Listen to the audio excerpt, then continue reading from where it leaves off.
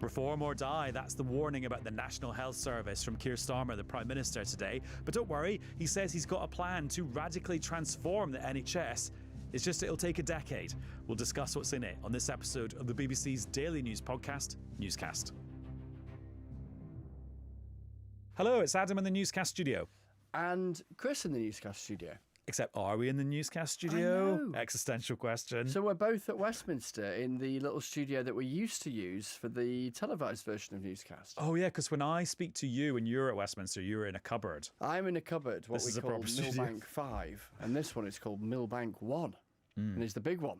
Well, Millbank is the name of the BBC's newsroom at Westminster, which is gripped by two stories today. Number one, the government's 10-year plan for the NHS, which has been unveiled by the Health Secretary, Wes Streeting, today. And number two, the fallout from the Rachel Reeves appearance at PMQs on Wednesday. Let's do the second one first. Yeah, so... Where have we got to? Well, they both overlap because Yes. hastily arranged, the Chancellor turned up at this launch that the Prime Minister and the Health Secretary for England, Wes Streeting, were giving in East London.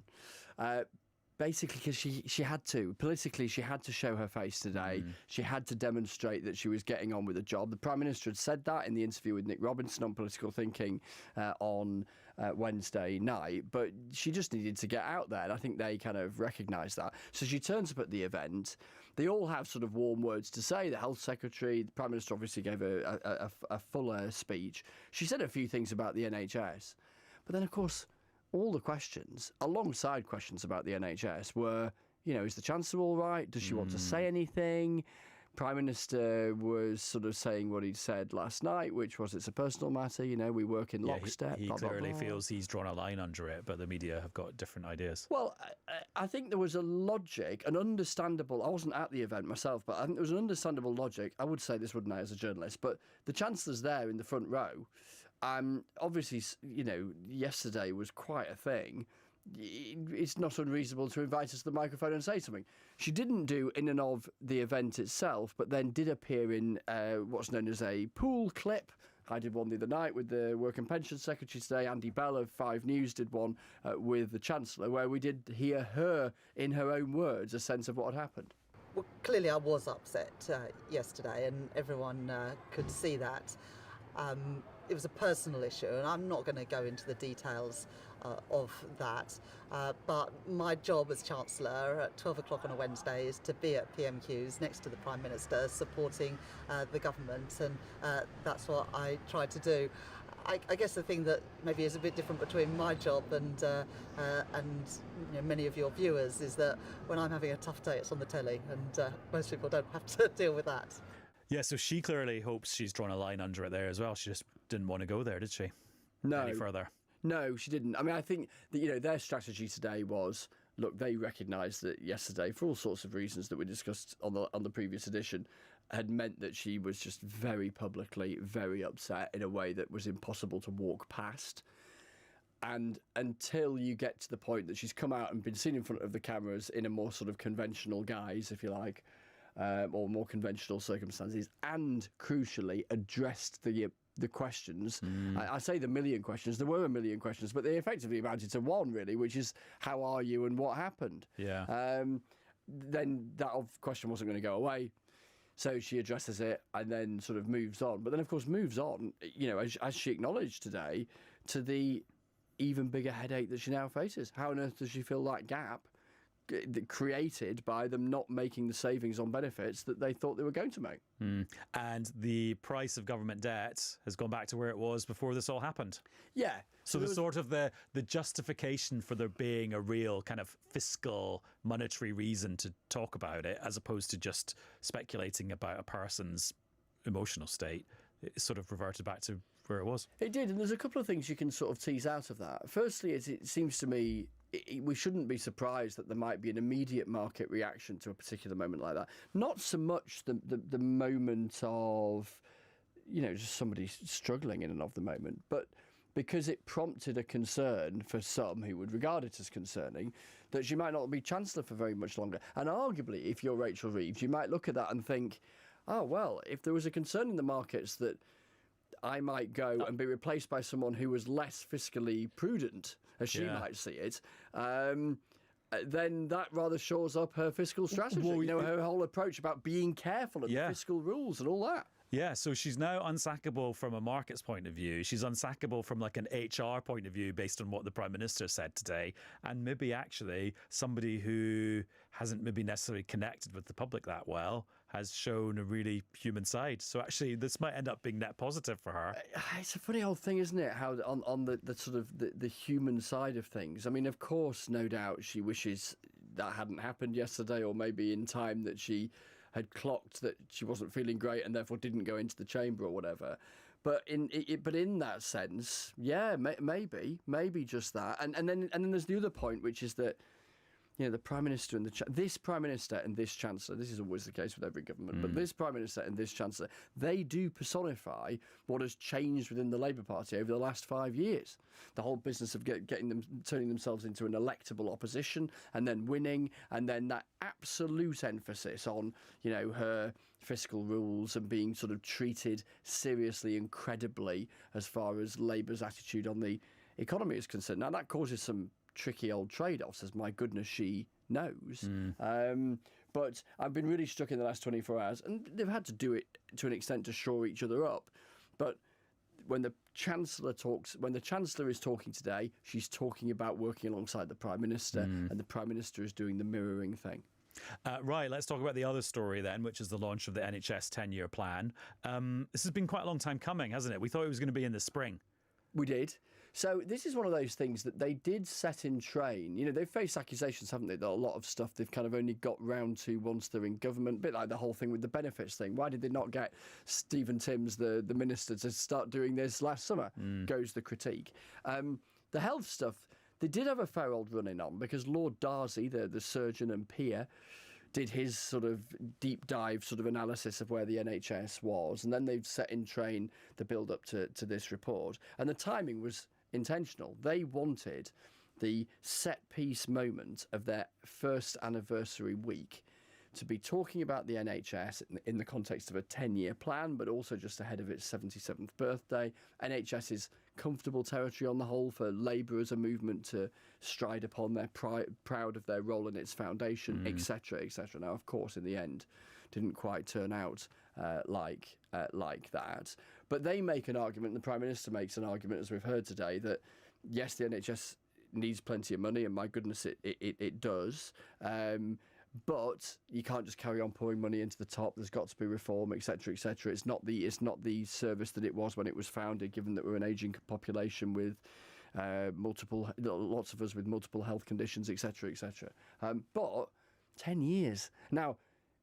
Plenty will say, good on a government for thinking that long term, but that's third term territory for a Labour government, which is, from Labour's perspective, certainly as things look at the moment, optimistic. Yeah, and this strategy it's long, and it's one of those strategies a bit like the national security strategy we got last week, a bit like the industrial strategy we got the week before, a bit like the defence review we got the week before that. It's a big chunky document with lots of fascinating things in it that a lot of thought's gone into. But again, one of those things where as a journalist you're like, right, there's 900 things in here. Does that mean there's kind of nothing in here?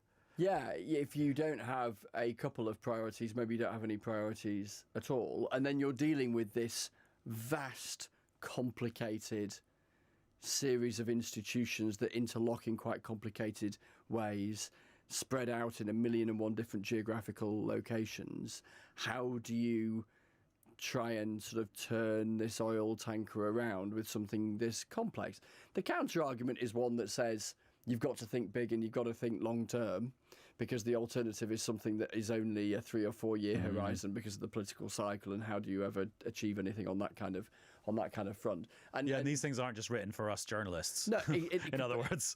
Yeah, exactly that. And in the argument the Prime Minister makes, that quote, a decade of national renewal, etc. The first year is about setting these things up, and then you hope over time to be able to deliver them. There's a bigger picture political point here, Adam, as well, which is that, and we haven't heard this expressed out loud in explicit terms yet, but a lot of thought that is going on within government, particularly with the rise of reform, which is how do you make a sellable political argument that Labour would see as being grounded in the as they would see it, the moderate centre of British politics, when those arguments can seem quite long-term, perhaps a bit flat or stale, but which they believe are responsible, when you're up against an insurgency that can command headlines, is doing well in the opinion polls, can absolutely make an argument that says the Conservatives failed, maybe Labour are failing, give us a go. How do you make a compelling argument as an established party that can take on, and from Labour hope, beat the rise of reform? And I think somewhere in amongst all of these strategies and all this verbiage and all this long-term 10-year thing is the beginnings of a pitch to try and make that argument. And the way of summing up this 10-year NHS plan, I think, is they say quite explicitly there's a danger or a risk that the NHS becomes a poor service only for poorer people if action isn't taken to get it fit for the 21st century. And then they've boiled it down to 3 big shifts, which Wes Streeting has talked about before, but this puts a lot more flesh on those bones. There's a shift from treatment to preventing people getting ill in the first place. There's a shift from an analogue NHS of letters and fax machines and face-to-face appointments to more digital stuff, and that's built around a much better NHS app and also a single digital health record for every person. And then the other big shift, which they've been talking about today, is from hospitals to treatment in the community. And what they've focused on today, to try and make us all understand what this is about, is the concept of the neighbourhood health centre. So instead of going to the hospital to get your results of a scan or a blood test, you go to your neighbourhood health centre. And that is where I started the conversation with Stephen Kinnock, who's one of the health ministers who was out selling this 10-year plan today. And before Chris came into the studio, was sat in that very chair. Stephen, hello. Hello. I'll let you get a glass of water. There you go. A lot of talking today. Joe, first of all, this document is 168 pages long. On a day like this, do you know every single thing in it? I have to admit that I don't. I think it's a brilliant plan which has got the right balance between being bold and ambitious and strategic, but also having some very tangible commitments and things that people can really feel and smell almost in terms of the change that we're going to bring forward. I love that you promised it in the spring and it's now July, but never mind, we'll gloss over that. So just to bring it to life for people, imagine we're in 2035, everything has gone right with the legislation, the workforce, the capital investment, developing the app. Somebody gets diagnosed, I don't know, with cancer in 2035. Just paint a picture of kind of what their journey will be like in the NHS of the future.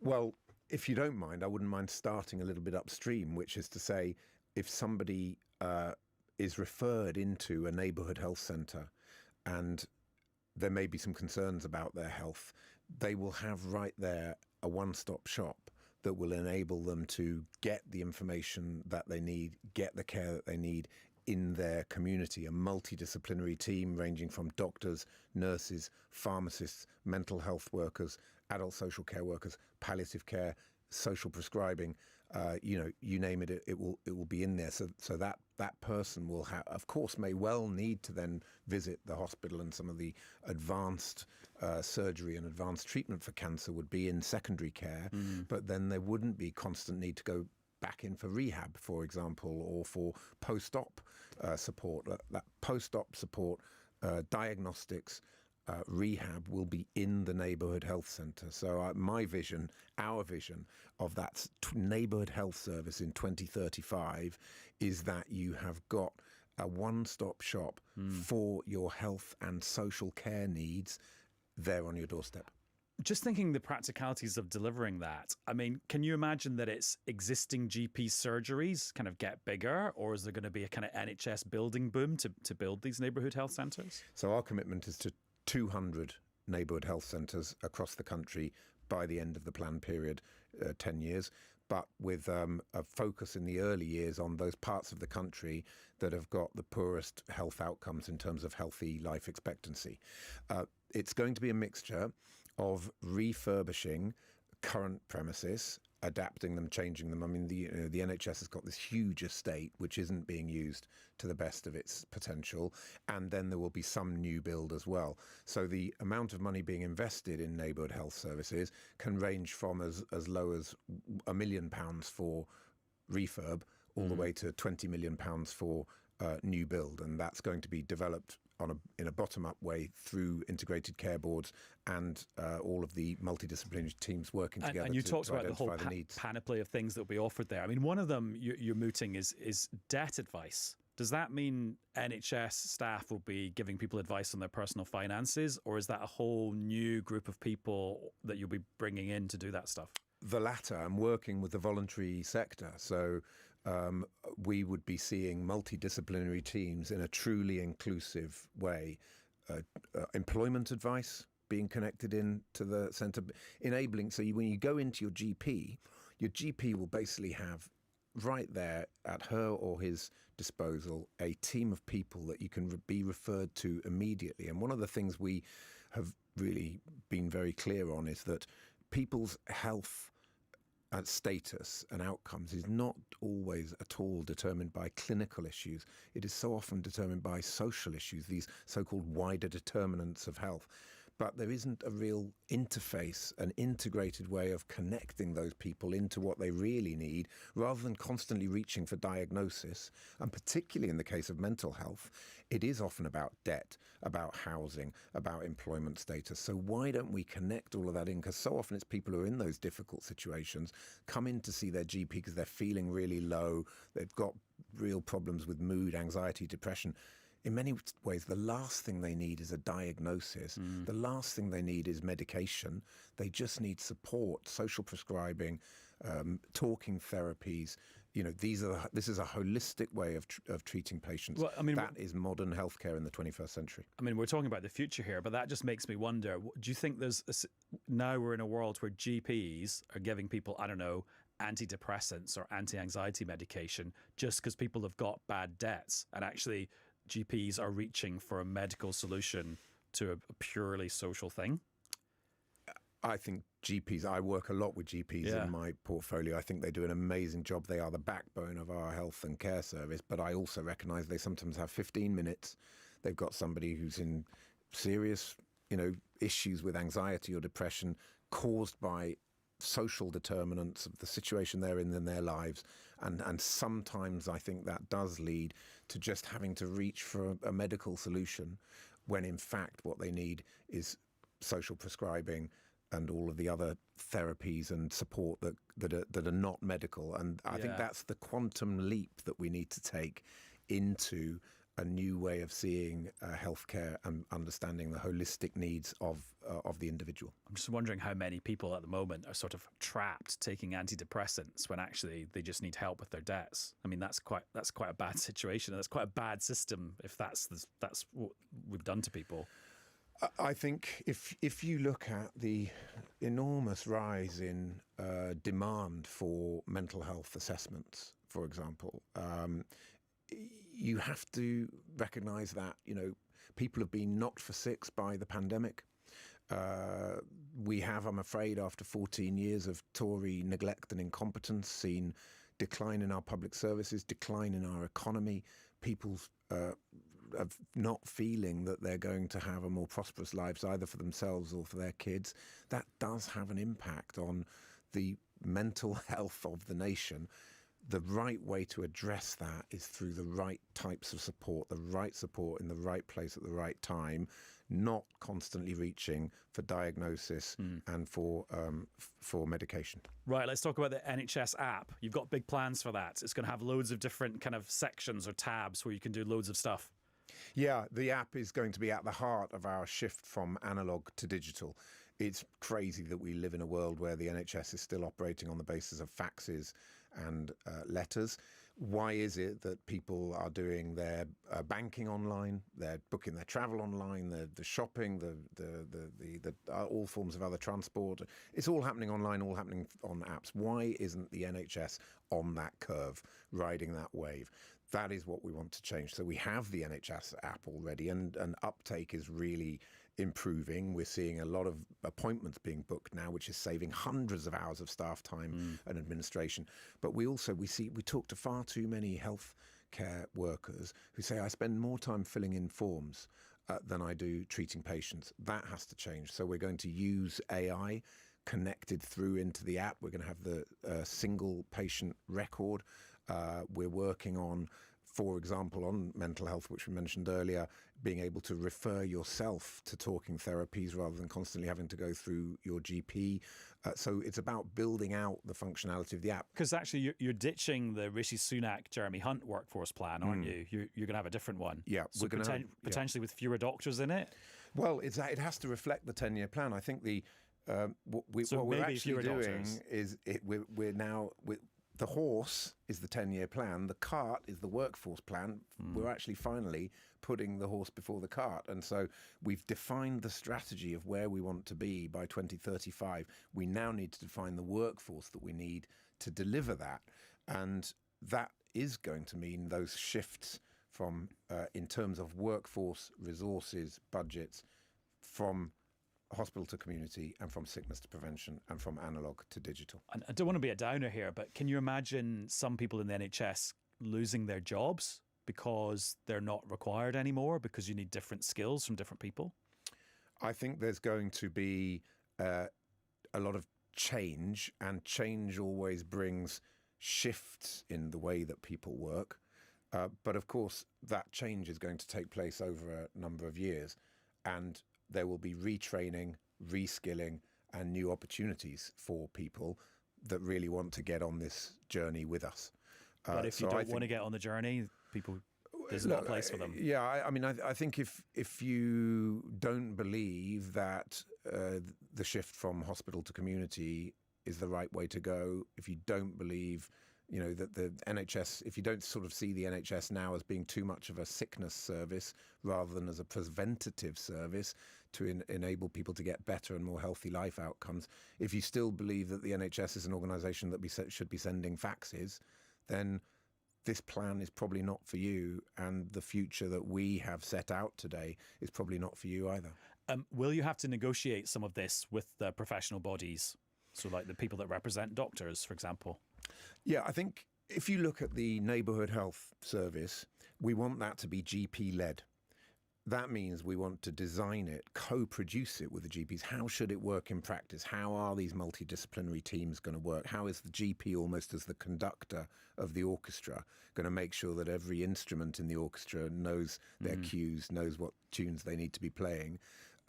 That is going to be, I don't know if you call that a negotiation, I would call it more a partnership, where we work together, because trying to design these things from an ivory tower in Whitehall or Westminster never works. No, the reason I call it a negotiation is because, as you well know, people like the BMA can say no to things. We're not going to deliver this thing you want us to. Oh, and we might go on strike over it. That's why I talk about a negotiation. Well, I work closely with the GP side of the BMA, and my impression strongly is that they really welcome this and see it as a huge opportunity to finally get that shift. I wanted to ask you about Rachel Reeves, but I know you'll say, oh, she was emotional for personal reasons, and we'll give her that. But I just wanted to understand what it's like in the House of Commons in those moments, because, I mean, you guys are all colleagues and mates and friends and professionals.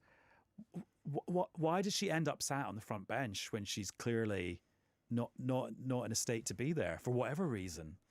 Like, wouldn't you as a human being be like, are you all right? Why don't you sit this one out? Well, Rachel is a true professional, utterly dedicated to the work she does. And Prime Minister's Questions is a big moment every week. And I think the Chancellor of the Exchequer wants to be shoulder to shoulder with the Prime Minister, right there on the front bench, showing that the government is strong and united, and also dealing with some of the nonsense that you hear from Kemi Badenoch and her team from the other side of the chamber. So I think that will have been absolutely where Rachel was when she went into that session. Clearly, as the session went on after she had been in there for a little while, clearly there's something that's in her personal life, and it's none of our business to even wonder what that is, but that she started to get upset. And so I think it looks like it was a situation that evolved some time after she'd gone into the chamber. And she was kind of trapped there, maybe. I think then, with all anyway, due, I'm not trying due to get you to respect, speculate, yeah, with all due respect to our colleagues in the media, I suspect if she had got upset and then stood up and walked out of the chamber, it would be worse. That would have been something that you'd be asking me about right now as Yeah. well. So, what do you do? There's obviously something very upsetting gone on there, and I think now. But it was wonderful to see her at the launch of the 10-year plan today. She was on great form this morning, and she's so proud, I think, because of the decisions that she's taken as a vitally important part of the government, that we've been able to generate the £29 billion that we are investing to make this 10-year plan a reality. Last question. It's the 1-year anniversary of the government in a couple of days. Is that the sort of thing like you celebrate? Do you crack open a can of low alcohol lager, which you're now promoting through the NHS 10-year plan? Yeah. I will definitely be looking back and I don't know, Cringing somewhat. raising a glass. No, seriously, because I think when you look at it, we said we would deliver 2 million extra elective appointments. We've delivered 4 million. We've got NHS waiting lists falling for the first time in 2 years. We've done 2 trade deals. We've got interest rates falling 4 times on the bounce. We've created 384,000 new jobs, breakfast clubs in schools. 3 big U-turns. But they've been bumpy moments. I absolutely accept that. It has been an intense and at times quite turbulent 12 months. But I think when you look at those incremental steps towards making Britain a better country after the total and utter car crash that we inherited a year ago, I think we're making serious progress, steps in the right direction. Yes, some mistakes have been made. Hands up, absolutely accept that. We're learning from those mistakes. And I think in these next 12 months, we're really going to start seeing the government firing on all cylinders. Right, and I've probably earned 100 NHS points for interviewing a health minister. Yeah, So, or maybe, I don't know, maybe that gets you 1 million, I don't know. Stephen, thank you. And a gold star. Well, thank you very much. Thank you. And we recorded way more than we could show you there. And if you want to hear all of that, listen to the podcast edition of Newscast, which is available to download right now on BBC Sounds.